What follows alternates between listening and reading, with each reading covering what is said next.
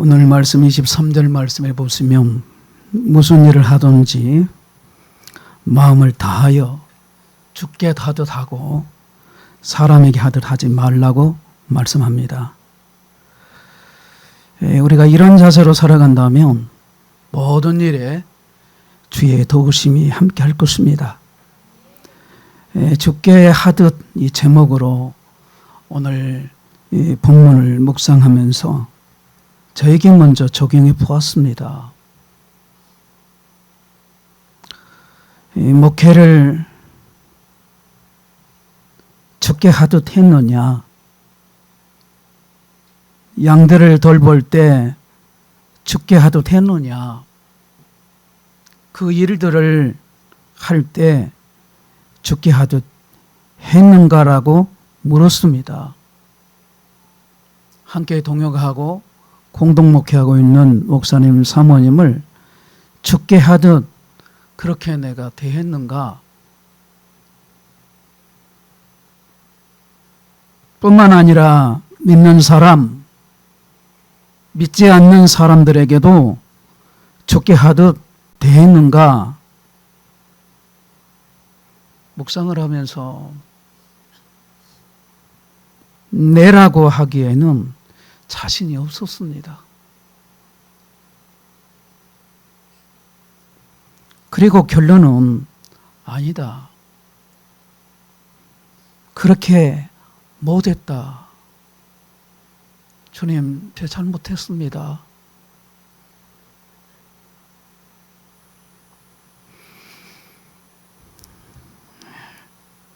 그러면 너도 못하는 것을 뭐하러 설교하라고 그러느냐?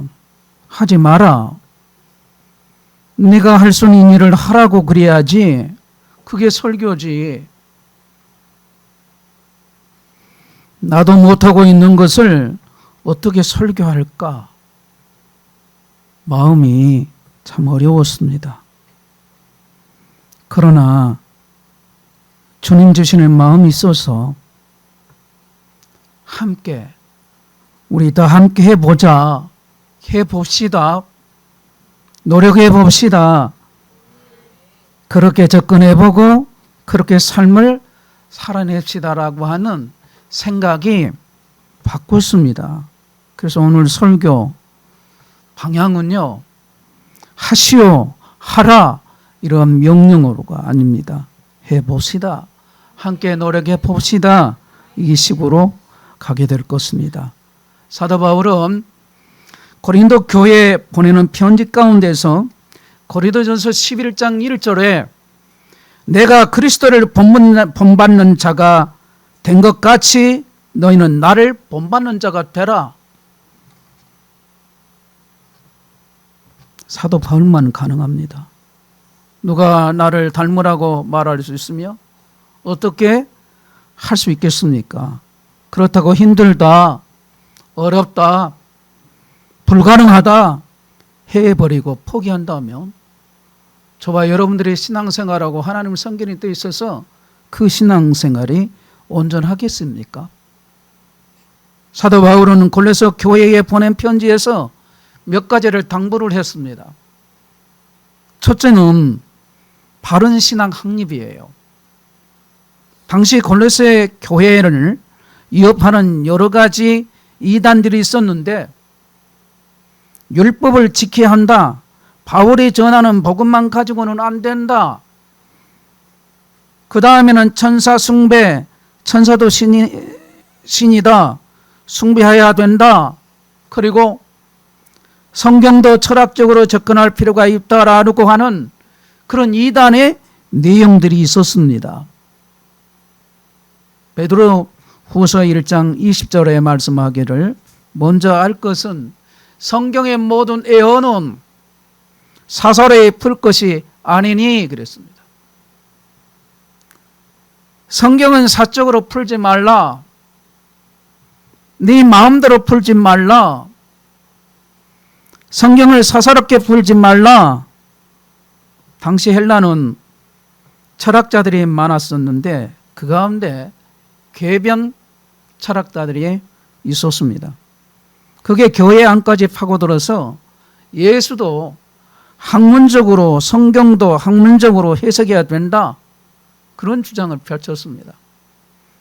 그러나 바울은 그러지 마라, 그러지 말라 말씀하고 있는 거죠. 성경은 성경으로 풀어야 된다는 거죠. 여러분, 골로새서 2장 8절 말씀을 보세요. 제가 읽겠습니다. 보시기를 바랍니다. 눈으로 확인해 보세요. 누가 철학과 헛된 속임수로 너희를 사로잡을까 주의하라. 이것은 사람의 전통과 세상의 초등 학문을 따름이요 그리스도를 따름이 아니니라. 이 말씀을 하시오. 철학, 헛된 속임수는 사람을 속이는 것이며 그리스도를 따름이 아니라 사람의 눈을 가리게 하는 것이라고 하는 말씀을 하셨습니다. 그리고 두 번째는 천사 숭배를 경계하라는 것입니다. 골로새 2장 18절 말씀 다 같이 한 목소리로 시작. 아무도 꾸며낸 겸손과 천사 숭배를 이유로 너희를 정죄하지 못하게 하라. 그가 그 본 것에 의지하며 그 육신의 생각을 따라 헛되이 과장하고. 여러분, 이 천사도 피조물입니다. 신이 아니에요. 그리고 천사는 지금도 존재합니다. 그러나 숭배의 대상은 아닙니다. 하나님의 심부름꾼이에요. 그 천사를 숭배하지 말라고 경계하고 있습니다. 그리고 세 번째는 위의 것을 찾으라고 했습니다. 골로새 3장 1절 말씀. 그러므로 너희가 그리스도와 함께 다시 살리심을 받았으면 위의 것을 찾으라 그랬습니다. 여기서 위라는 말은 공간을 생각해야 참 쉽습니다. 그러나 위의 것을 찾으라 할 때 위는 예수 그리스도께서 하나님 우편에 앉아 계시는 하늘나라를 의미합니다. 그래서 위의 것을 찾으라고 하는 예수 그리스도와 함께 다시 살아난 성도들이 땅의 욕심 대신 하나님 나라와 하늘의 가치를 추구하며 살아야 한다는 것을, 바로 이 한다는 영적인 의미를 담고 있는 말씀이에요. 여러분, 우리가 찾으라고 했을 때 한 번만 찾으면 된다? 아니에요. 계속 찾아야 돼요. 진행형이에요. 그래서 신앙은 완료형이 아닙니다. 미래 지행형이에요. 미래 완료형이에요. 계속 해야 되는 거예요. 여러분, 예배 한 번 드리고 끝입니까? 예배 계속 드려야 돼요. 성경 한 번 읽고 끝입니까? 계속 읽어야 돼요. 찬송도 계속 불러야 돼요. 전도도 계속 해야 돼요. 아멘, 할렐루야. 아멘을 그게 하신 분은 실천에 하니까 그렇다 생각해요. 예. 저도 여러분도요, 계속 진행형이에요. 사람만이 위를 바라봅니다. 헬라 사람들은 인간을 안드로포스라고 그렇게 말을 해요. 헬라 말이기 때문에 헬라 사람이 그렇게 말합니다. 이 말은 그 뜻은 이를 바라보는 존재라는 뜻이에요. 사람은 영혼을 바라보고, 사람은 하나님 바라보고, 사람은 예수 그리스도를 십자가를 바라보고, 그래서 인간이에요. 사람이니까 예수 믿어야 하고, 예수 믿어야 사람 되는 겁니다. 한 사람의 인생은 위대한 사건들로만 짜이지 않지요. 오히려 자꾸 반복되는 수고를 말 한마디, 인대 한 번, 책임 한 조각, 정직한 선택 하나, 그 조용한 층들이 쌓여서 한 영혼의 형상을 세우고, 한 가정의 기둥을 세우게 되고, 한 교회의 숨결을 만들고, 한 시대의 양심을 지탱하는 것입니다. 무슨 일 하든지 마음을 다하여 죽게 하듯 하고, 사람에게 하듯 하지 말라. 무슨 일을 하든지 마음을 다하여 죽게 하듯 하고. 이 말씀은 읽기는 쉬운데 말씀대로가 어려워요. 살기가 쉽지 않습니다.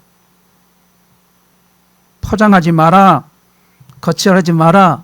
이게 죽게 하듯. 그러면 죽게 하듯 하라는 이 말씀의 뜻은 다시 반복하면 거칠로 하지 마라, 포장하지 마라, 하는 척 하지 마라, 눈속임으로 하지 마라, 진심으로 해라, 겉과 속이 같게 해라, 참말로 해라, 그런 뜻이거든요. 죽게 하듯 하라는 말씀 속에는 네가 맡은 일을 할 때, 사회생활을 할 때, 가정생활을 할 때, 교회를 섬길 때 어떻게 해야 되는가, 죽게 하듯 해라, 그런 뜻입니다. 죽게 하듯이라는 말을 우리말로 풀어서 설명한다면, 쉽게 말하면 예수님이라면 어떻게 살 것인가, 그런 말이에요. 그렇게 풀 수 있습니다. 또 여기서 무슨 일을 하든지라는 이 말은 우리가 영적이라고 분류하거나 말하는 것만을 가리키지 않습니다. 예배당 안에서 우리가 봉사하죠, 성경 공부하고 기도해야 하고 찬양대만이 아니에요. 집안에 설거지, 직장의 보고서, 시장에서의 거래, 환자를 돌보는 손길, 아이의 숙제를 도와주는, 또 저녁 노부모의 기저귀를 갈아드리는 새벽, 말없이 버티는 노동의 시간, 지키지 어려운 약속을 지키는 땀, 아무도 알아주지 않는 성실, 무슨 일을 하든지 그거는 바로 이 모든 일을 포함해서 하는 말인 것입니다. 우리는 어떤 날은 무릎으로 예배하고, 어떤 날은 손으로 예배하고, 어떤 날은 입술로 찬양하고, 어떤 날은 책임으로 찬양을 합니다. 그런데 여러분, 죽게 하듯 이 말씀은 결코 달콤한 것만이 아니란 말입니다. 왜냐하면 우리는 사람에게 하듯 살기가 정말 익숙하기 때문에 그래요. 칭찬을 먹고 살고, 인정에 목마르고, 시선에 흔들리고, 평가에 의지하고, 박수에 중독되기가 쉽습니다. 잘 보이기 위해서, 더 커 보이기 위해서, 덜 손해보기 위해서, 내 이름을 지키기 위해서 그 마음의 곁이 우리를 지배합니다. 그러다 보면 이상한 일이 벌어져요. 누가 봐주면 열심히 하고, 누가 안 보면 대충 합니다. 사람의 눈이 있을 때는 빛나고, 사람의 눈이 사라지면 흐려져요. 마음이 찢어진 채로 살게 됩니다. 진짜 나와 보여지는 나가 분열돼요. 그리고 그 분열은 영혼을 마르게 합니다.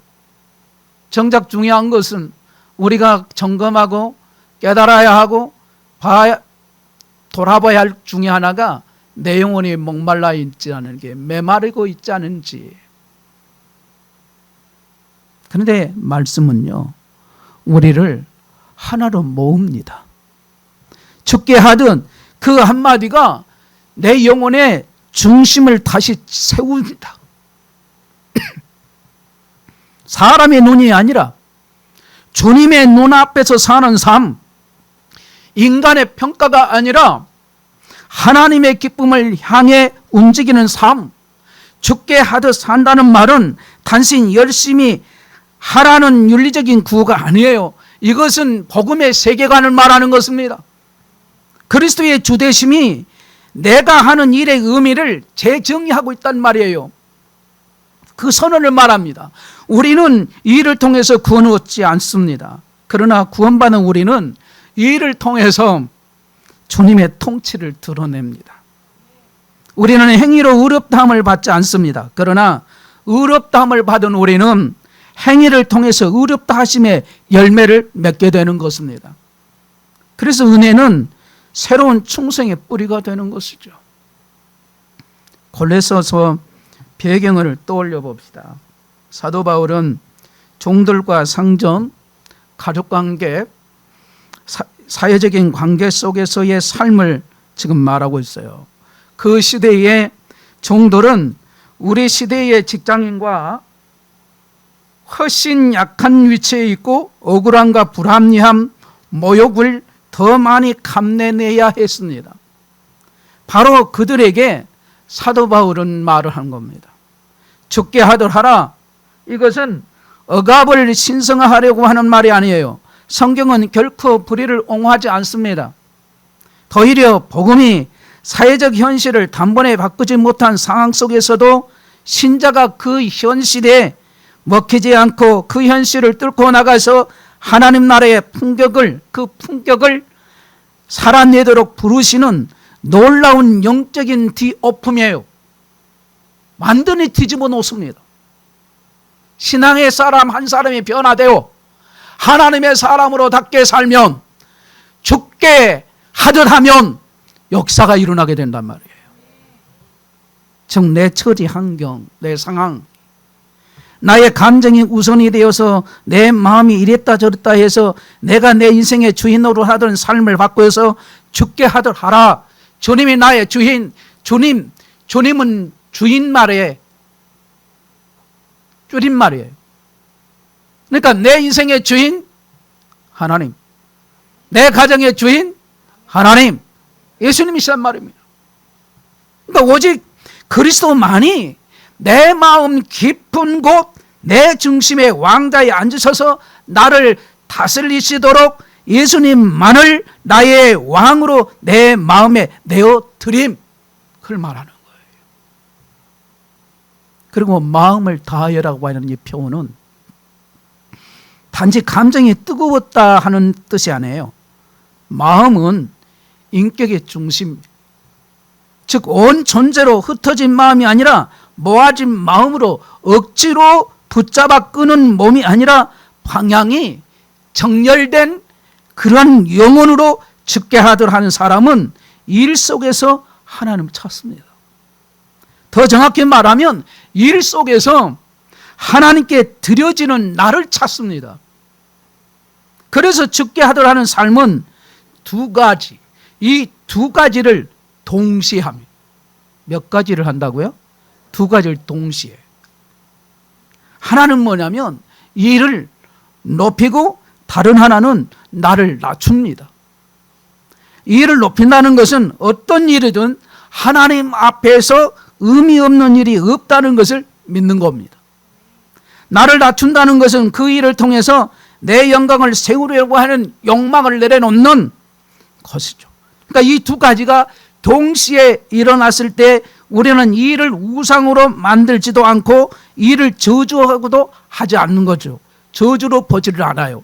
어떤 어려움이 있더라도 하나님의 섭리하심을 믿고 그 어려움을 믿음으로 뚫고 지나가는 거예요.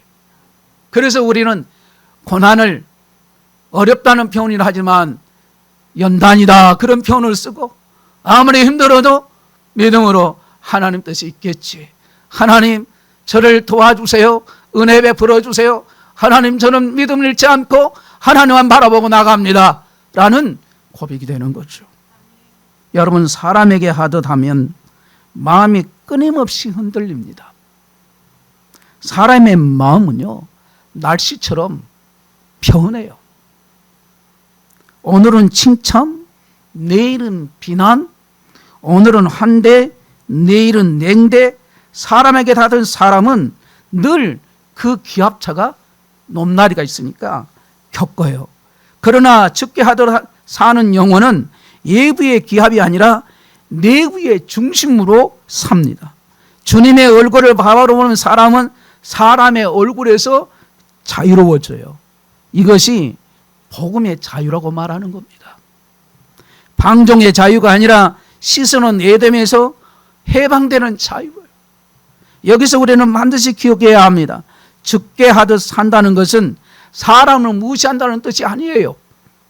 오히려 역설적으로 죽게 하듯 사람, 그 죽게 하듯 하는 사람만이 사람을 제대로 사랑할 수 있습니다. 사람에게 하듯 하는 사람은 결국 사람을 내 만족의 도구로 만들기가 쉽습니다. 하지만 죽게 하듯 하는 마음은 사람을 하나님의 형상으로 대하기 시작합니다. 그래서 여러분 우리가 순종하지만 순종에는 따라가는 게 있어요. 존경심이 반드시 따라요. 경매라는 대상에는 절대로 순종할 수가 없습니다. 순종할 수 있는 비결은 존경에서부터 비롯되는 거예요. 상사든 부하든 손님이든 가족이든 나와 생각이 다른 이웃이든 그를 하나님 앞에서 존귀한 존재를 보며 내가 지금 이 사람에게 드리는 말과 태도와 섬김이 주님께 드려지는 것이라면 하는 그런 거룩한 두려움으로 말하고 행동하게 되는 것입니다. 그 사람이 어떤 사람이냐? 죽게 하듯 하는 사람이에요. 그래서 죽게 하듯 삶은 관계를 세웁니다. 사람의 영혼을 함부로 다주지 않게 되는 것입니다. 무례가 줄어들어요. 대충이 사라집니다. 뒤에서 헌담하는 혀가 무너져요. 정직이 살아납니다. 약속이 무게를 되찾습니다. 그럼에도 우리는 묻습니다. 어떻게 그게 가능한 일입니까? 어떤 날은 마음이 지칩니다. 어떤 날은 몸이 무너집니다. 어떤 날은 억울합니다. 어떤 날은 내가 할 일에 대해 정당한 보상도 따뜻한 말도 받지 못합니다. 그런 날에 죽게 하듯 이 말씀은 너무나 높아 보입니다. 내가 삶으로 이루가기가 힘들다. 나는 이렇게 살 수 없다고 포기하는 마음까지 듭니다. 그러나 여러분, 이 말씀은 우리를 압박하려고 주어진 것이 아니라 우리를 살리려고 주어진 말씀이에요. 따라합시다. 죽게 하듯 하라. 그러니까 죽게 하듯은 더 쥐어짜라는 게 아니라 더 깊은 이유를 가지라는 초대예요. 사람의 인정은 얕고 짧습니다. 그러나 주님의 인정은 깊고 길며 영원합니다.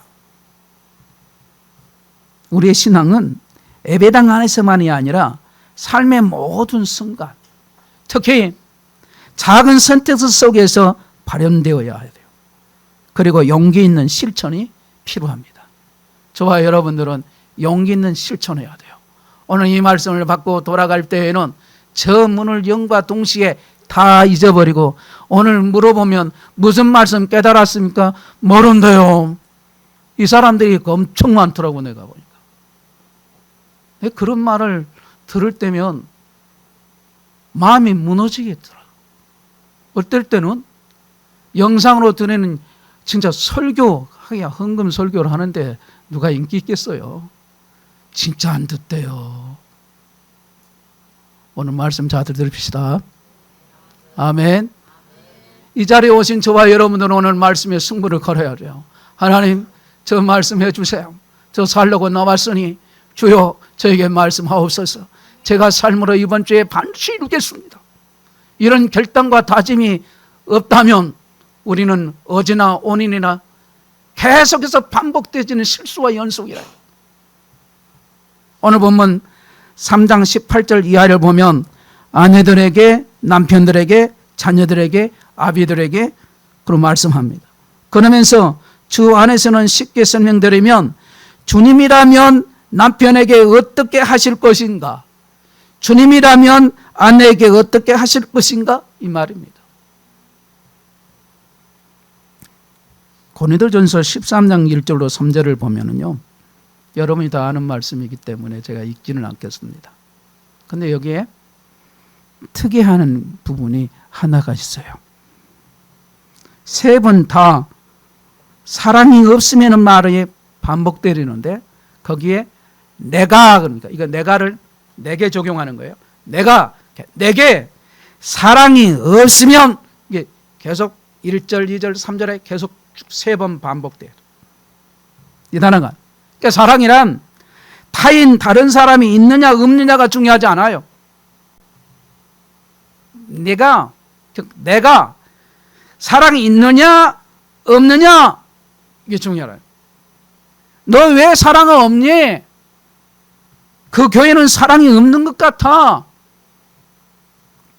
여러분, 사랑이 없으면 무서워요. 무서운 세계예요. 살벌하죠. 싸우는 세계죠. 뿐만 아니에요. 고발하는 일이 벌어지죠. 저주하는 세계가 가는 겁니다. 욕설이 바로 저주거든요. 그런데 이 사랑의 정체성은 아내에게 사랑이 있냐 없냐, 남편에게 사랑이 있냐 없냐가 아니라 내가, 즉 내게, 내 자신이 내게 사랑이 있느냐 없느냐 이걸 물으신 거예요. 그럼 묻습니다. 여러분의 사랑이 있습니까 없습니까? 주님이라면 자식들을 어떻게 키울 것인가? 사랑으로 키우시에요. 주님은 자녀를 노엽게 하지 않으시겠죠. 상처 주지 말고 사랑으로 바르게 우리 모두 키웁시다. 주님이라면 부모를 어떻게 대할 것인가? 이 말씀하는 거죠.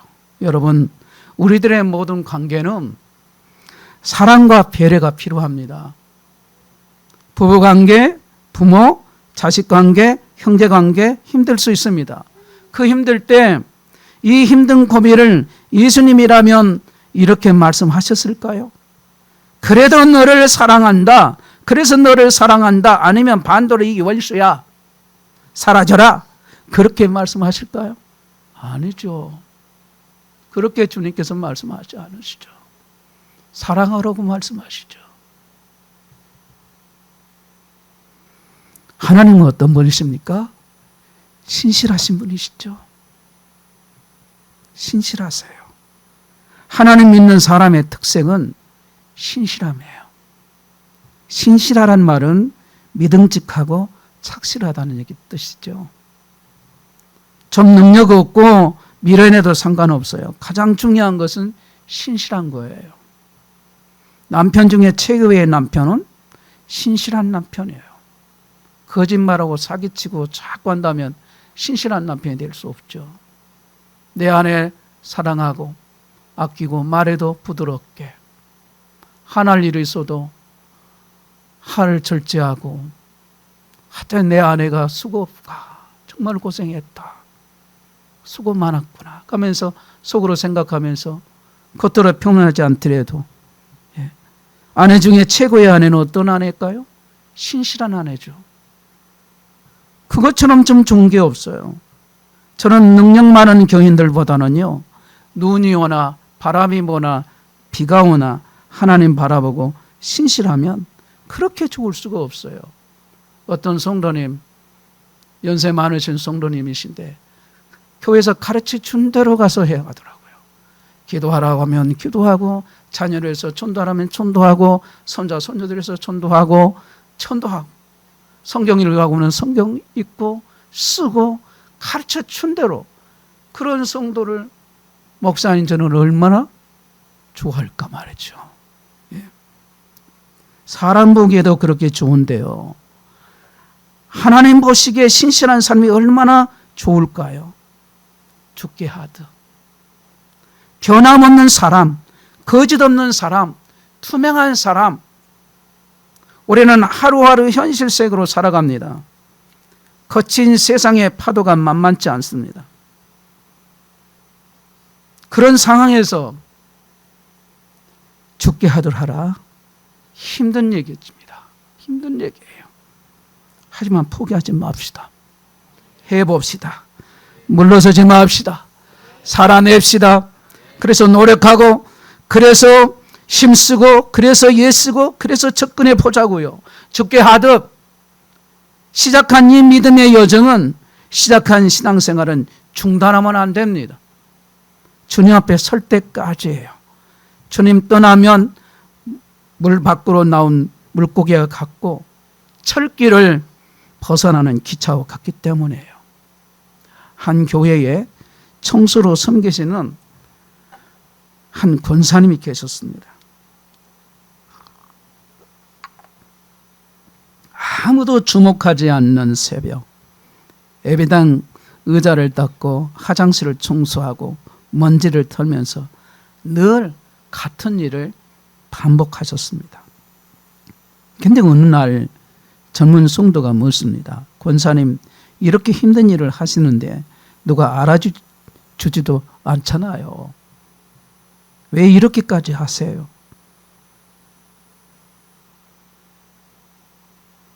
그러니까 이런 말에 답을 했어요. 권사님이, 사람들이 몰라도 괜찮다. 나는 예수님이 앉으실 자리를 닦는 거란다. 예수님이 내 마음에 들어오실 길을 정돈하는 거란다. 그리고 무엇보다 이 시간에 나는 예수님과 단둘이 일한다. 그 말이 끝나자 이 젊은 성도는 자신이 사람의 눈을 위해 살아온 시간을 떠오르면서 눈물이 붉어졌습니다. 성도 여러분, 이것이 주님께 하듯의 영성입니다. 사람의 박수가 아니라 주님의 임재가 동기가 된 삶, 그 일이 예배가 되고 예배가 일이 되는 삶. 그러나 이 일에는 싸움이 있습니다. 우리의 옛사람은 끈질기게 사람을 향해 고개를 돌리게 합니다. 사람에게 하듯 그 뿌리는 어디에 있을까요? 두려움입니다.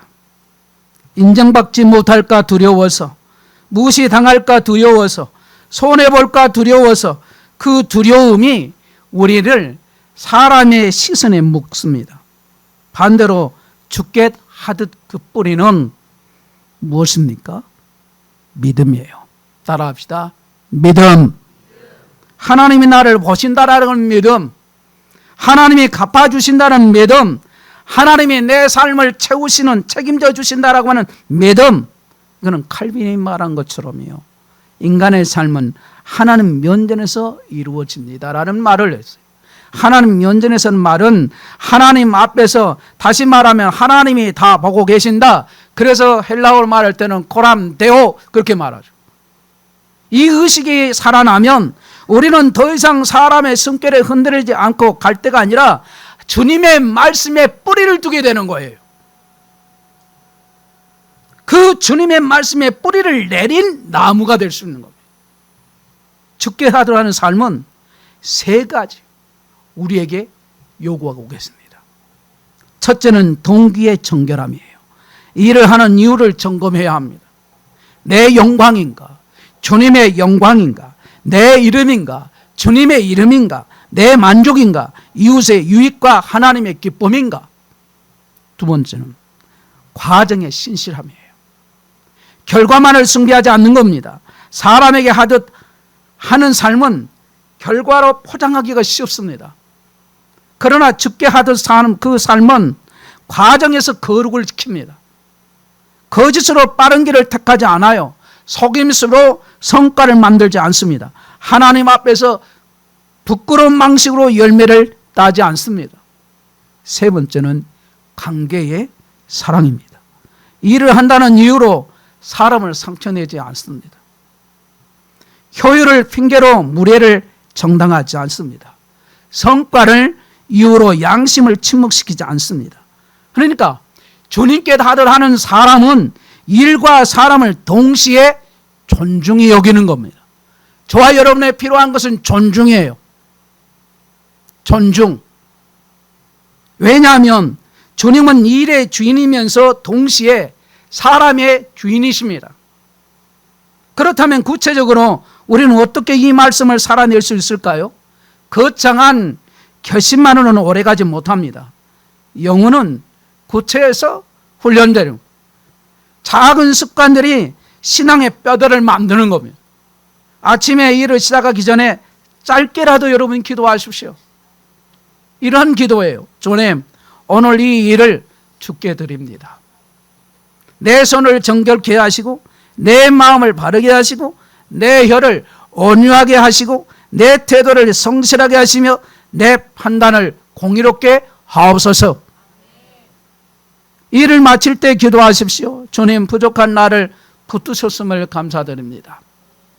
혹 내가 사람에게 하듯 됐다면 용서하시고 다시 주께 하듯 살게 하옵소서. 그리고 중간에 마음이 흔들 때는 주님께, 저 좀 따라합시다. 주님의 눈앞에서 주께 하듯, 이렇게 짧은 고백으로 내 마음의 방향을 돌릴 수 있는 것입니다. 돌릴 수 있어요. 또한 성도 여러분, 주께 하듯 완벽주의가 아닙니다. 완벽주의는 결국 자기 영광의 또 다른 얼굴이 될 수 있습니다. 주께 하듯 충성입니다. 실패하지 않는 사람이 되라는 말이 아니라 넘어져도 주님께 돌아오는 사람이 되라는 부르심이에요. 우리는 실수할 수 있습니다. 우리는 부족할 수 있습니다. 그러나 핑계를 붙잡지 않고 은혜를 붙잡는다면 주님은 우리의 부족한 수고도 향기로운 제물로 받으십니다. 복음은 완벽한 자만을 쓰지 않습니다. 복음은 회개하는 자를 빚어 쓰신 거예요. 죽게 하듯 산다는 것은 성공의 그 재단이 나를 바치는 게 아니라 주님의 자비 앞에 나를 드리는 겁니다. 그러니 여러분이 지금 예배를 드리면서도 여러분을 정말 드리는 그 모습이라면 여러분 지금 주님께 하듯 하는 거죠. 그리고 이 말씀의 가장 깊은 중심은 사실 우리의 일이 아니라 주님의 일이에요. 우리는 죽게 하듯 일하라고 부름을 받았습니다. 그런데 우리를 구원하신 주님은 어떤 분이십니까? 그분은 누구보다도 아버지께 하듯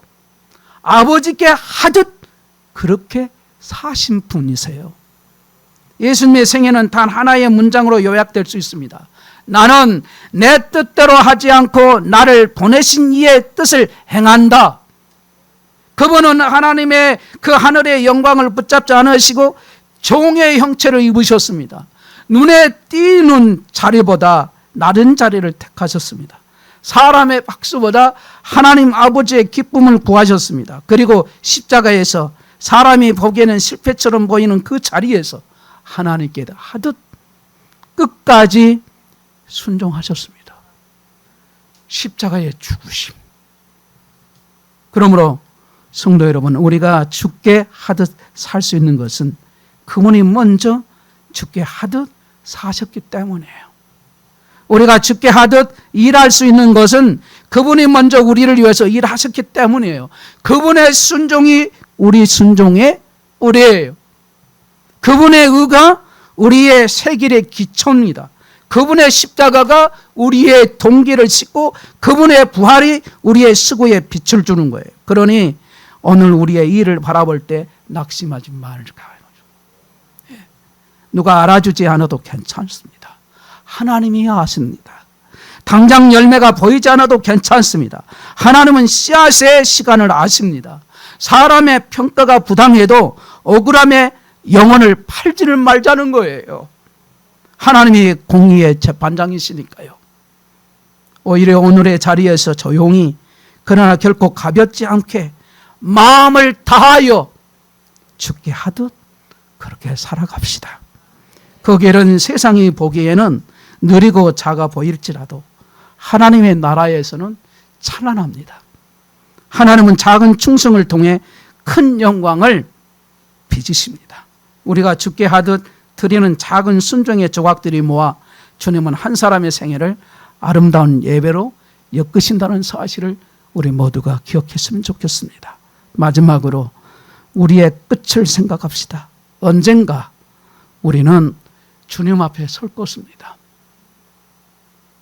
그때 주님은 우리의 성과표를 먼저 보지 않으실 겁니다. 우리의 이름값을 먼저 묻지 않으실 겁니다. 그분은 우리의 마음을 보실 겁니다. 누구를 향해 살았는지, 누구를 위해서 일했는지, 누구의 기쁨을 쫓았는지, 그리고 주님의 은혜 아래서 충성하라고 예수님 영혼에게 잘하였도다. 착하고 충성된 내 영혼아, 충성된 중아. 성도 여러분, 그 한마디를 위해서 오늘을 삽시다. 사람의 칭찬은 사라지지만 주님의 칭찬은 영원해요. 우리가 오늘 우리가 죽게 하듯 드리는 모든 일은 영혼 속에서 결코 헛되지 않을 것입니다. 사람들과의 깨어진 관계가 치유되기를 기도합시다. 오랜 마음의 상처를 치유하실 분은 오직 예수님이십니다. 우리가 순종하고 사랑하게 되는 것은 그것이 하나님의 뜻임을 알아서가 아니라 예수님을 실제로 바라보기 때문이에요. 이제부터 오직 주 예수님만 바라보고 예수님께 하듯 사람을 섬기며 사는 것입니다. 그리하면 주께서 허락하신 사람들과의 모든 관계가 회복될 것입니다. 기도하겠습니다.